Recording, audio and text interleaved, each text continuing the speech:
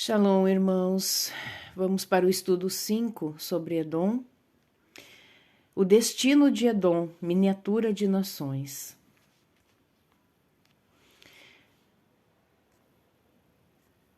Vamos já aqui para o estudo propriamente dito. Edom em Isaías 21. O estudo 4 examinou os capítulos 30 a 35 de Isaías, interpretando neles o uso do nome de Edom e de sua capital Bosra, para representar tipicamente os poderes que irão se opor ao Senhor Jesus Cristo, a Yahushua, até o fim, mesmo depois do evento do Armagedon.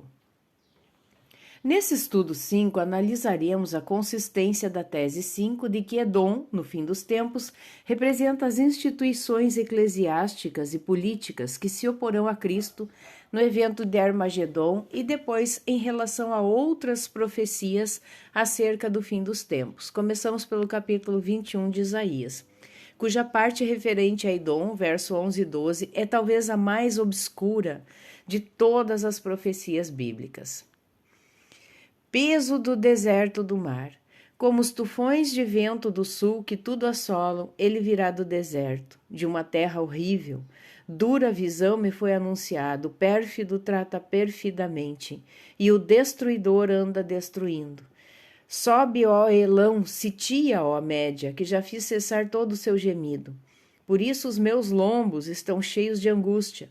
Dores se apoderam de mim como as dores daquela que dá à luz.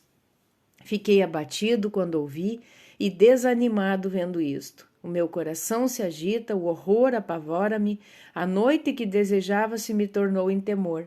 Põe-se à mesa, estão de atalaia. Comem, bebem, levantai-vos, príncipes, e untai o escudo.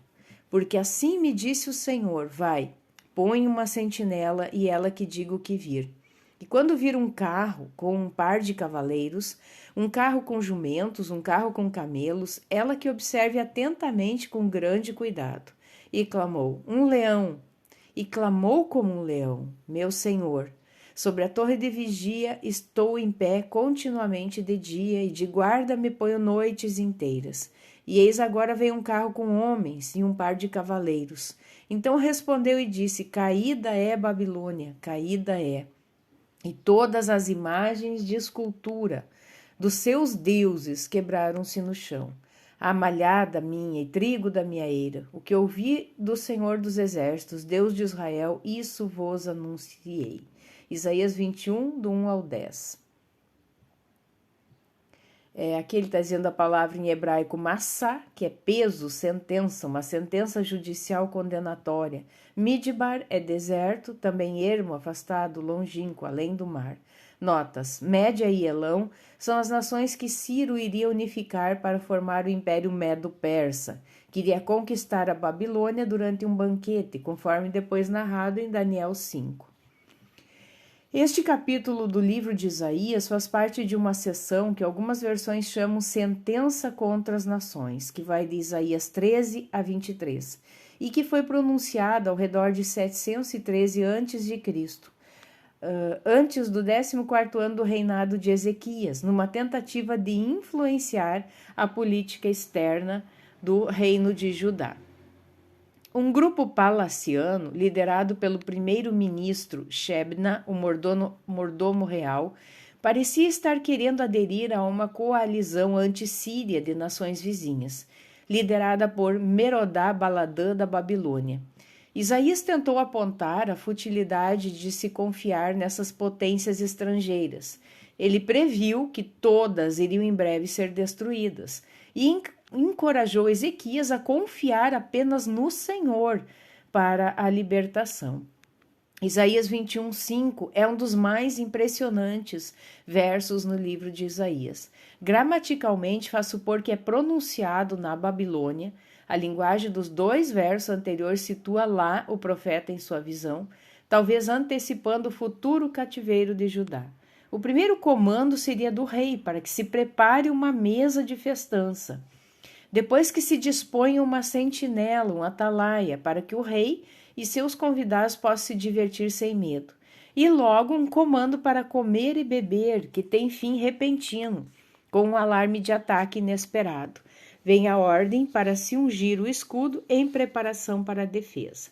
Na época em que esta profecia foi escrita, entre 720 e 705 a.C., a Babilônia estava tramando se rebelar, junto com Elão e Média, contra a Síria que os dominava. A rebelião foi depois sufocada pela Assíria em 705 a.C., com Elão e Média também derrotados, mas sem nenhuma mesa festiva. Esta se refere a que está descrita em Daniel 5, na noite em que a Babilônia, que posteriormente conquistaria a Síria em 607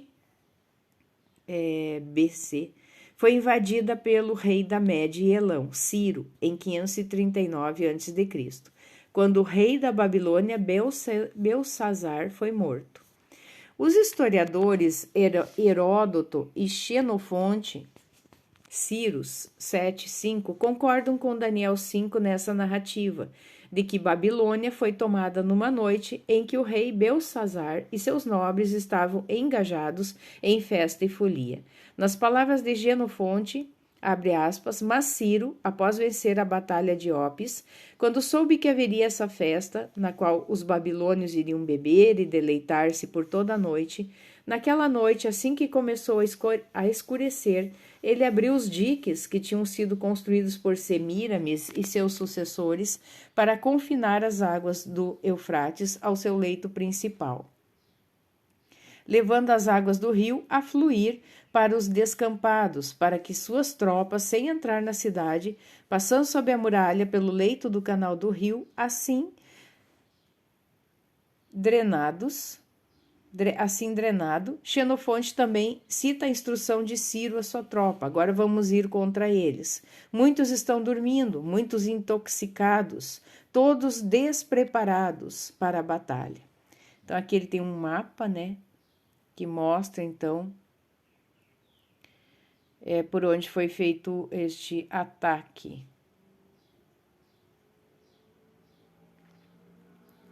Embora a expressão malhada, que quer dizer debulha, em outras passagens bíblicas seja usada para denotar castigo divino contra inimigos de Deus, como em Jeremias 51:33, referindo-se à Babilônia.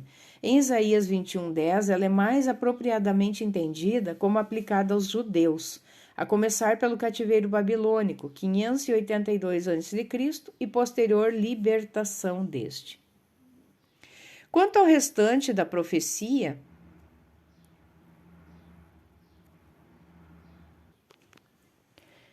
das Babilônias histórica e simbólica, ambas cabíveis na alegoria deserto do mar, ainda restam esculturas, enquanto os versículos seguintes, 11 a 17, sentenciam sobre Edom e povos da Arábia, e indiretamente também Israel.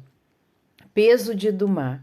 Gritam de Seir, guarda, que houve de noite? Que houve de noite? E disse o guarda, vem amanhã, e também à noite, se quereis perguntar, perguntai, voltai, vinde, peso contra a Arábia. Nos bosques da Arábia passareis a noite, ó viandantes de Dedanim. Sai com água ao encontro dos sedentos, moradores da terra de Temã. Saí com pão ao encontro dos fugitivos, porque fogem de diante das espadas, de diante da espada desembainhada, e de diante do arco armado, e de diante do peso da guerra, porque assim me disse o Senhor, dentro de 1 ano, como os anos de jornaleiro, desaparecerá toda a glória de Quedar, e os restantes do número dos flecheiros, os poderosos dos filhos de Quedar, serão diminuídos, porque assim disse o Senhor Deus de Israel. Isaías 21, do 11 ao 17. Aqui, então, ele coloca a palavra subu, que quer dizer voltai, tornai-vos, em sentido absoluto, como em Gênesis 43, 10. 2 Samuel 10, 5, 2 Reis 1, 5, return, não sei o que é, etaiu, vinde. Depois viandantes, caravanas, notas. Dumá é uma palavra com 4 significados na Bíblia. Nome de uma cidade de 16 quilômetros a sudoeste de Hebron, conforme Josué, né? 1552, hoje Edomê, que pode ter dado origem ao nome da região depois ocupada pelos edomeus, a Idumeia. Silêncio, terra do silêncio ou da morte, sepulcro. O quarto é filho de Ismael, que deu origem à tribo do mesmo nome na Arábia. Dedanim pode ter aqui dois sentidos. Descendente de Dedã, filho de Raamá, Gênesis 10, 7, citados em Ezequiel 25, 13 e 27, 15, que provavelmente se estabeleceram entre os filhos de Cush, na costa noroeste do Golfo Pérsico. 2. Descendente de Dedã, filho de Joxã, filho de Abraão com Quetura, 1 Crônicas 1:32, que se fixaram na fronteira síria com o território de Edom, Seir. Temã é um dos filhos de Ismael, tribo de seus descendentes, e região na Arábia onde se fixaram. Quedar é o segundo filho de Ismael, Gênesis 25:13, 1 Crônicas 1:29, e nome da grande tribo árabe que se estabeleceu no noroeste da península e nos confins da Palestina. Sua importância pode ser também inferida da menção aos príncipes de Quedar, em Ezequiel 27 e 21. Por ter sido a mais visível de todas as tribos ismaelitas, os rabinos costumam chamar os árabes todos por este nome. Além de esculturas de deuses, ainda não quebradas no chão para o cumprimento final dessas profecias, falta ainda bosques na Arábia, literais ou figurados, capazes de abrigarem fugitivos de guerra, onde esses fugitivos, indicados apenas por uma alegoria entre sentenças, abre aspas, trigo da minha eira, Isaías 21:10, possam receber abrigo, fecha aspas, né? Possam receber abrigo e sustento de alguns ismaelitas, de Dedã e de Temã, durante um ano de perseguição por outros, de Quedar. Isto ainda não ocorreu com tais detalhes, o que não contradiz o sentido de profecia como padrão, estando assim profetizado também em Daniel 11, 40 ao 42 e Apocalipse 12. Mas o mistério maior é quanto ao grito lacônico de Seir sobre a noite ao profeta e a resposta, né? Peso sobre Dumá. Isaías 21, do 11 ao 12. Se essa profecia diz respeito a edomitas ou a árabes, visto que Dumá é também o nome de um filho de Ismael, Gênesis 25, 14, e havia um lugar na Arábia chamado Dumatá, na medida em que se refere também a Seir, montanha onde os edomitas originalmente habitaram, Gênesis 36, 8. E que uma profecia distinta relativa à Arábia, Isaías 21, 13 ao 17, pela qual alguns ismaelitas terão herança no reino de Deus. Segue esta sobre Dumá, a mesma é melhor entendida como referindo-se à terra que Edom ocuparia anos depois do profeta, que seria Idumeia. Neste sentido, a Septuaginta, né? Verte-a como visão de Edom e a versão árabe citada em biblihub.com como profecia a respeito de Edom e Seir. Assim, considerando também Isaías 60, do 6 ao 7, Salmo 72, 9 e Salmo 137, 7, essa passagem dá mais consistência à tese 5 do que à tese 4, a de que Edom, no fim dos tempos, representa nações árabes. Quanto a essa noite, a maioria dos intérpretes entende que simboliza, como em Jó 35:10 e Miqueias 3:6, um tempo de calamidade e tribulação. Neste caso, em comum com os israelitas, como foi o tempo da conquista pela Babilônia de Nabucodonosor e também depois pela de Roma em 73 d.C. Tal interpretação é também consistente com o atual ciclo, ainda incompleto, desta profecia. A longa noite que perdura desde 73 d.C., no qual o remanescente de Esaú não é mais geneticamente rastreável e Edom nunca mais foi geograficamente uma nação. Noite da qual coube a angustiosa pergunta ao profeta: o que ainda resta dela? O que vem depois?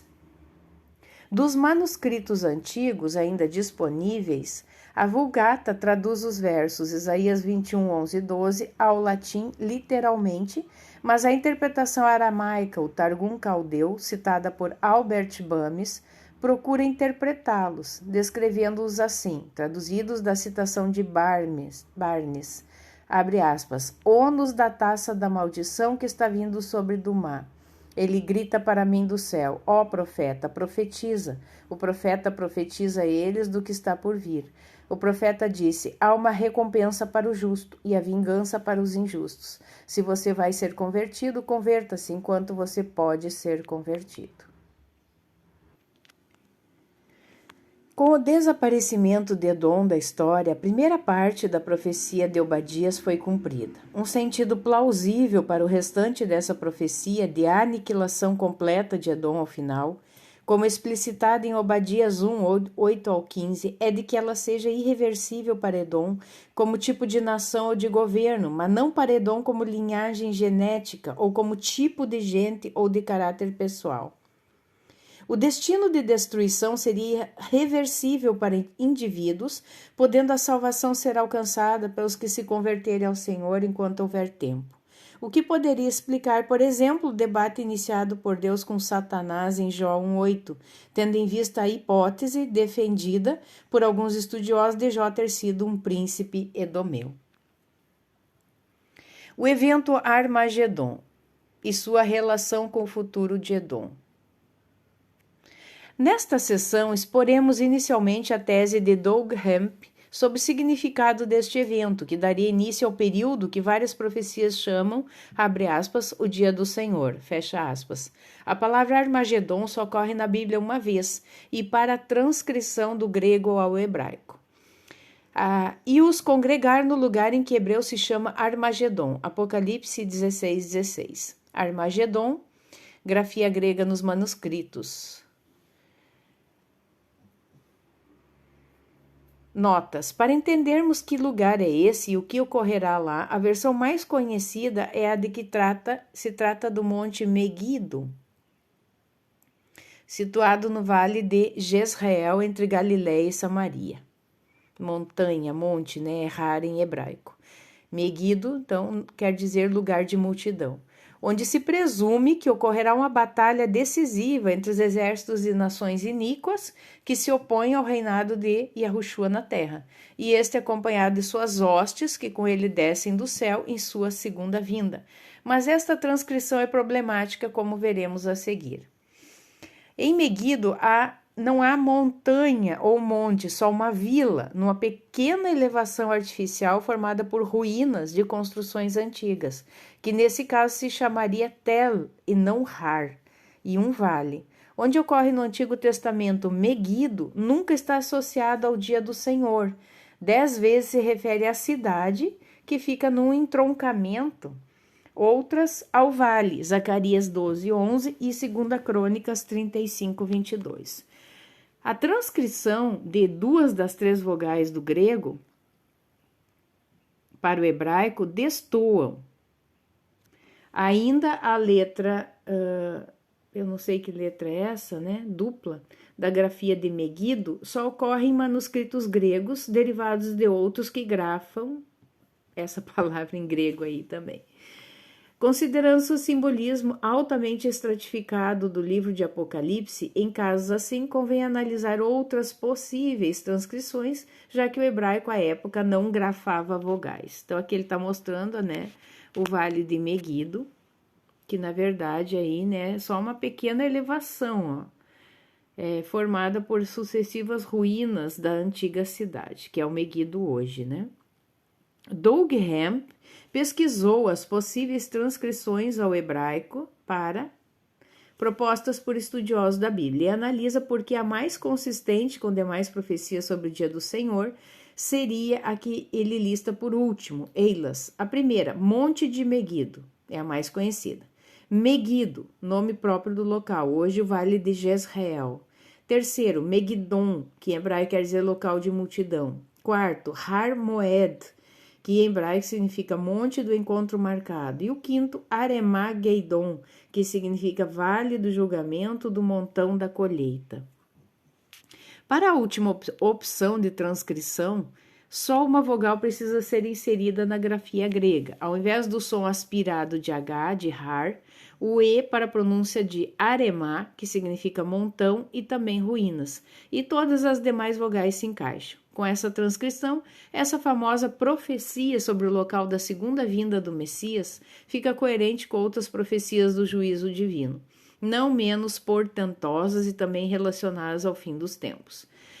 O Senhor abriu seu depósito e tirou os instrumentos da sua indignação, porque o Senhor, o Deus dos exércitos, tem uma obra a realizar na terra dos caldeus. Vinde contra ela dos confins da terra, abriu os seus celeiros, fazei dela montões de ruínas e destruía de todo, nada lhe fique de sobra. Jeremias 50, 25, 26.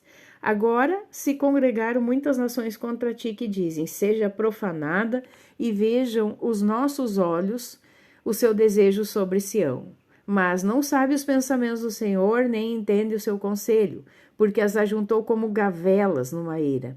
Levanta-te e trilha, ó filha de Sião, porque eu farei de ferro teu chifre e de bronze as tuas unhas, e esmiuçarás a muitos povos, e o seu ganho será consagrado ao Senhor, e os seus bens ao Senhor de toda a terra. Miqueias 4, 11 ao 13. Jeremias usa a mesma palavra aremá como alegoria para as nações sob juízo. Abre parênteses, inclui Edom em Jeremias 49, 7 ao 22, fecha parênteses. E em Miqueias, a palavra usada amir tem significado bem semelhante e mais específico ao contexto da primeira, colheita. As outras palavras na transcrição em destaque, gei, vale, e dom, julgamento, também ocorre ou por sinônimos em outras profecias relacionadas. Em Joel, por exemplo, que foi talvez o primeiro profeta a proclamar o dia do Senhor. Congregarei todas as nações e as farei descer ao vale de Jeosafá, e ali com elas entrarei em juízo, por causa do meu povo e da minha herança, Israel, a quem eles espalharam entre as nações e repartiram a minha terra. Suscitem-se os gentios e subam ao vale de Jeosafá, pois ali me assentarei para julgar todos os gentios em redor. Lançai a foice, porque já está madura a seara, vinde e descei, porque o lagar está cheio, e os vasos dos lagares transbordam, porque a sua malícia é grande, e Edom se fará um deserto assolado. Joel 3, 2, 12 ao 13 e o 19b. Então, aqui ele mostra uma imagem, né? Seria ali Jerusalém, Monte do Templo e o Vale de Jeosafá.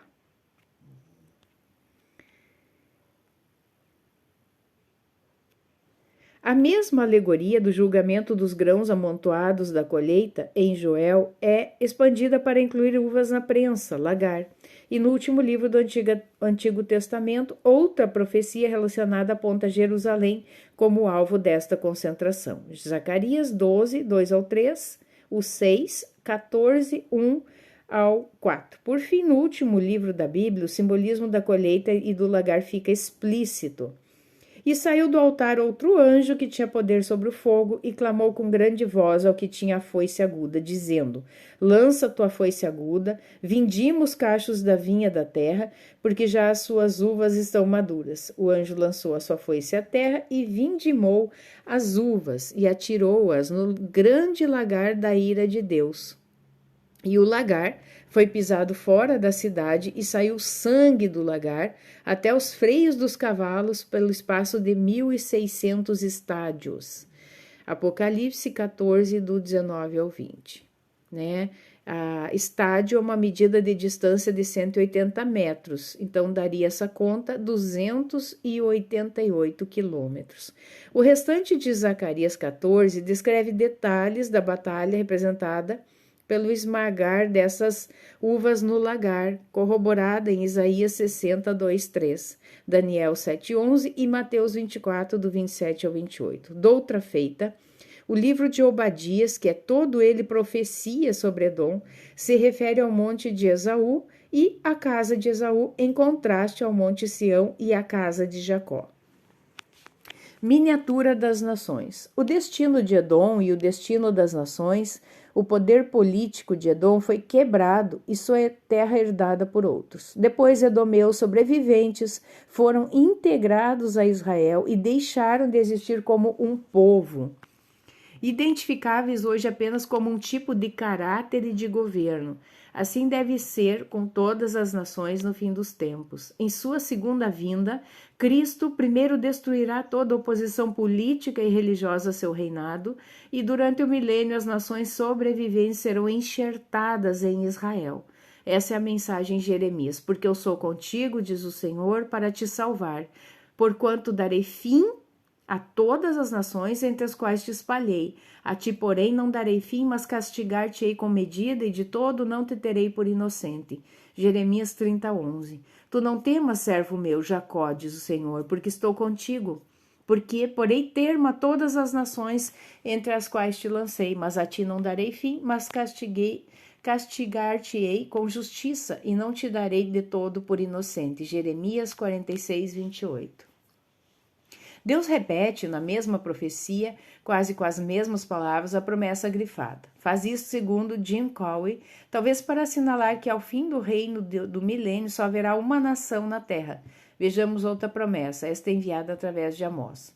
Naquele dia tornarei a levantar o tabernáculo caído de Davi, e repararei as suas brechas, e tornarei a levantar as suas ruínas, e o edificarei como nos dias da antiguidade, para que possua o restante de Edom e todos os gentios que são chamados pelo meu nome, diz o Senhor, que faz essas coisas. E trarei do cativeiro o meu povo Israel, e eles reedificarão as cidades assoladas, e nelas habitarão e plantarão vinhas, e beberão o seu vinho, e farão pomares, e lhes comerão o fruto, e plantá-los-ei na sua terra, e não serão mais arrancados da sua terra que lhes dei, diz o Senhor teu Deus.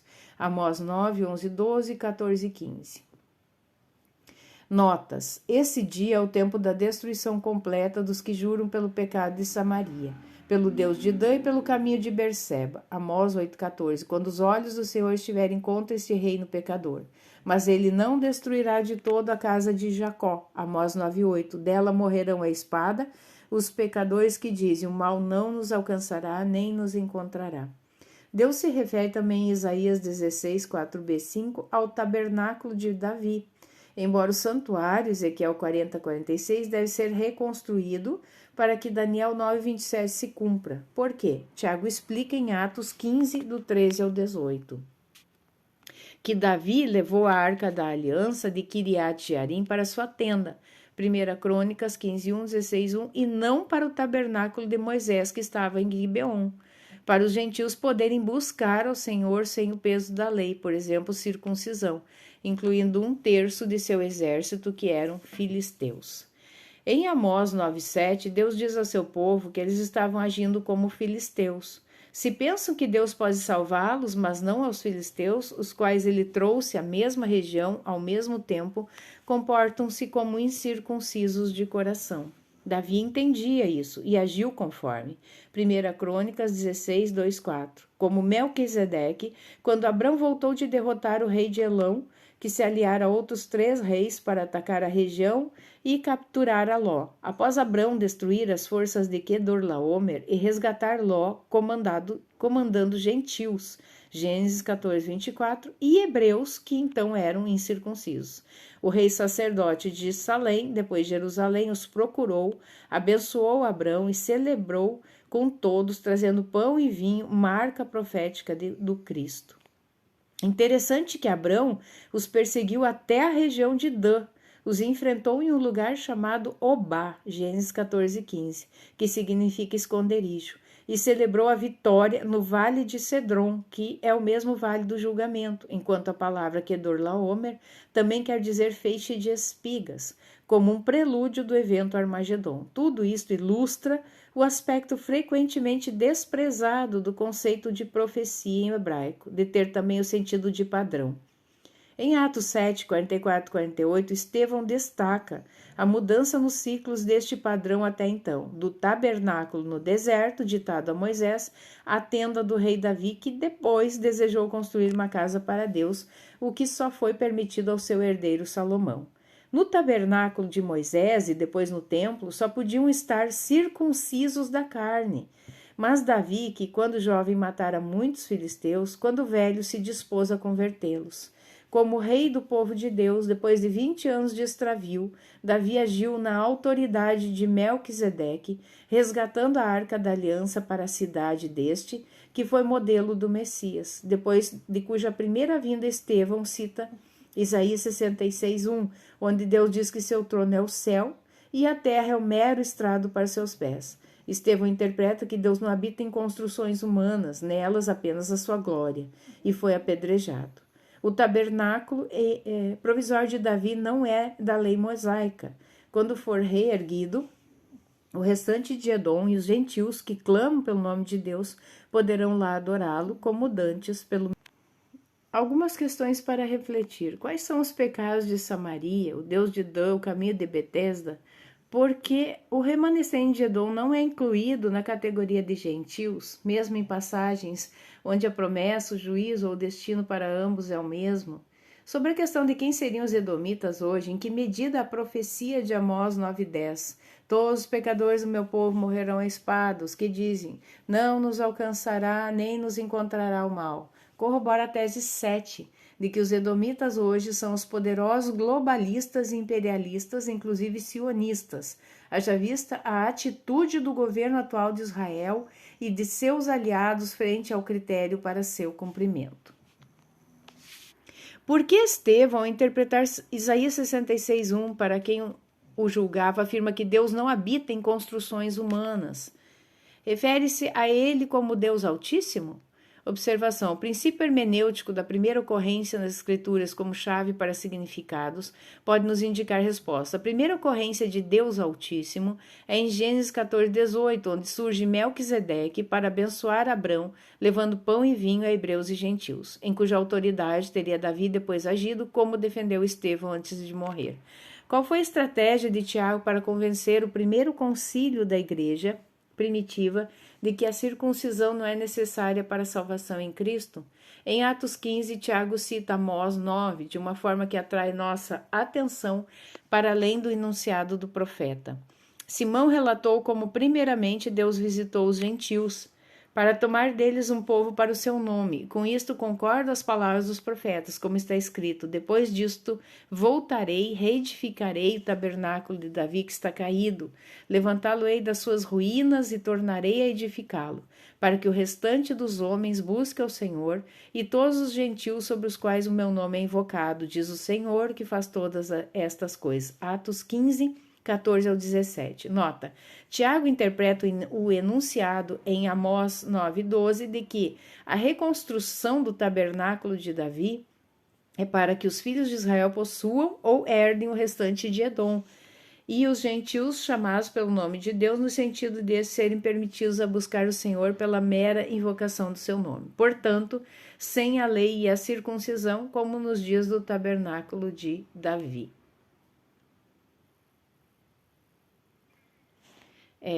Uma opinião minha aqui, né? Aqui a gente tá vendo um estudo de cristãos, né? Que infelizmente os cristãos eles se fizeram anomistas, né? Eles entendem que a Torá não é mais válida, porém nós sabemos que sim. O próprio Cristo, né? O Messias, Yahushua, ele diz que ele veio para cumprir a Torá, né? Ele é a finalidade da Torá. Então, só corrigindo aqui, né? Esse estudo, então, vocês vão lendo e fazendo aí os seus... separando, né? A gente sabe que tem muitas coisas que o meio cristão tem um entendimento que não é o correto, né? Então, vamos fazendo aí, separando as coisas. Continuando então.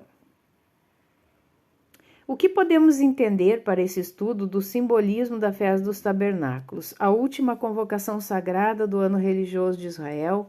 Durante a festa dos tabernáculos são oferecidos em sacrifício 70 novilhos durante 7 dias, começando com 13, número que simboliza a rebelião, e reduzindo-se 1 a cada dia até 7 no 7º dia. Segundo Cowie, a mensagem de Deus é: escolhi vocês, mas não vou chamá-los sozinhos. Minha intenção é ter vocês como povo primogênito, trazer todas as nações em você, Israel. Mas sobre o número 70 na seção Simbolismo do estudo 2. No 8º dia, um dia separado da festa, que João 7,37 chama de o grande dia, é oferecido um novilho. Estaria Deus com isso dizendo a Israel e a nós que ele trará todas as nações em uma só, a nação de Israel no reino do milênio?